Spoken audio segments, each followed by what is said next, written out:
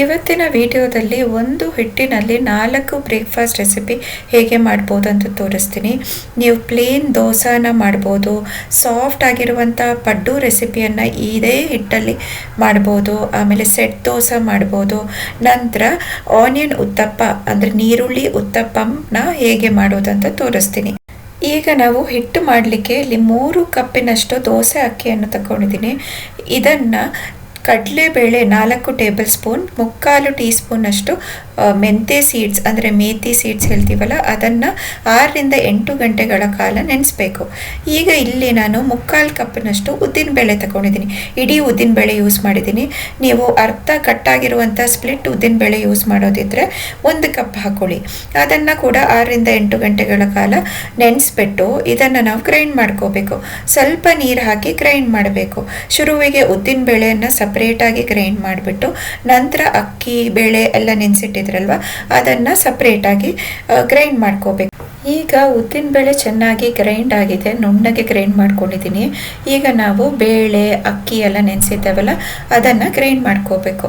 First batch grind ಮಾಡ್ತಾ ಇದ್ದೀನಿ, ಯಾಕಂದರೆ ಸ್ವಲ್ಪ ಕ್ವಾಂಟಿಟಿ ಜಾಸ್ತಿ ಇರೋದ್ರಿಂದ ಫಸ್ಟ್ ಬ್ಯಾಚ್ ಗ್ರೈಂಡ್ ಮಾಡಿಬಿಟ್ಟು ಆಮೇಲೆ ಸೆಕೆಂಡ್ ಬ್ಯಾಚ್ ಗ್ರೈಂಡ್ ಮಾಡ್ಕೊಳ್ಳಿ. ಫಸ್ಟ್ ಬ್ಯಾಚ್ ಗ್ರೈಂಡ್ ಮಾಡುವಾಗ ನಾನು ಅವಲಕ್ಕಿಯನ್ನು ಹಾಕ್ಕೊಂಡು ಗ್ರೈಂಡ್ ಮಾಡ್ತಾ ಇದ್ದೀನಿ. ನಂತರ ಉಳಿದಿರೋ ಬ್ಯಾಚನ್ನು ಗ್ರೈಂಡ್ ಮಾಡ್ಕೋಬೇಕು ನೀರು ಜೊತೆ. ಇದನ್ನು ಚೆನ್ನಾಗಿ ನಾವು ಮಿಕ್ಸ್ ಮಾಡಬೇಕು. ಯಾವಾಗಲೂ ನೀವು ಹಿಟ್ಟನ್ನು ಕೈಯಿಂದ ಮಿಕ್ಸ್ ಮಾಡೋದ್ರಿಂದ ಫರ್ಮೆಂಟೇಷನ್ ಬೇಗ ಆಗುತ್ತೆ. ಹುಳಿ ಬರಬೇಕಲ್ಲ ಹಿಟ್ಟು, ಹಾಗಾಗಿ ಕೈಯಲ್ಲೇ ನೀವು ಮಿಕ್ಸ್ ಮಾಡಿಕೊಂಡ್ರೆ ಒಳ್ಳೆಯದು. ಆಮೇಲೆ ರಾತ್ರಿ ಇಡೀ ಇದನ್ನು ಹುಳಿ ಬರಲಿಕ್ಕೆ ಇಡಬೇಕು. ಕಮ್ಮಿ ಅಂದರೆ 8 ರಿಂದ 10 ಗಂಟೆಗಳ ಕಾಲ ಇದನ್ನು ಹುಳಿ ಬರಲಿಕ್ಕೆ ಇಡಬೇಕು. ನೋಡಿ ಹಿಟ್ಟು ಹೇಗೆ ಒದಗಿದೆ ಅಂತ. ಇದನ್ನು ನಾನೀಗ ಸಪ್ರೇಟಾಗಿ ಒಂದು ಬೌಲಲ್ಲಿ ಎಷ್ಟು ಬೇಕೋ ಅಷ್ಟೇ ಹಿಟ್ಟನ್ನು ತೆಗೆದು ಉಳಿದ ಹಿಟ್ಟನ್ನು ಫ್ರಿಜ್ಜಲ್ಲಿ ಇಡ್ತಾ ಇದ್ದೀನಿ. ಇದಕ್ಕೆ ಸ್ವಲ್ಪ ಉಪ್ಪನ್ನು ಹಾಕ್ಕೊಂಡು ನಾವು ಇದನ್ನು ದೋಸೆ ಪಡ್ಡು ಎಲ್ಲ ಹೇಗೆ ಮಾಡೋದಂತ ತೋರಿಸ್ತೀನಿ. ಈಗ ನಾನು ತವಾಗೆ ಸ್ವಲ್ಪ ನೀರನ್ನು ಒರೆಸ್ಬಿಟ್ಟು ಸ್ವಲ್ಪ ಎಣ್ಣೆಯನ್ನು ಹಾಕಿ ನಾನೀಗ ದೋಸೆಯನ್ನು ಮಾಡೋದು ಹೇಗೆ ಅಂತ ತೋರಿಸ್ತೀನಿ. ಇದೇ ಥರ ಲೋ ಫ್ಲೇಮಲ್ಲಿ ನೀವು ದೋಸೆನ ಹೊಯ್ಕೋಬೇಕು. ಆಮೇಲೆ 2 ನಿಮಿಷ ಮೀಡಿಯಮ್ ಫ್ಲೇಮ್ ಇದನ್ನು ಕಾಯಿಸ್ಬಿಟ್ಟು ಮೇಲಿಂದ ತುಪ್ಪ ಇಲ್ಲ ಎಣ್ಣೆ ಹಾಕಿ ಇದನ್ನು ಫ್ಲಿಪ್ ಮಾಡ್ಕೊಳ್ಳಿ.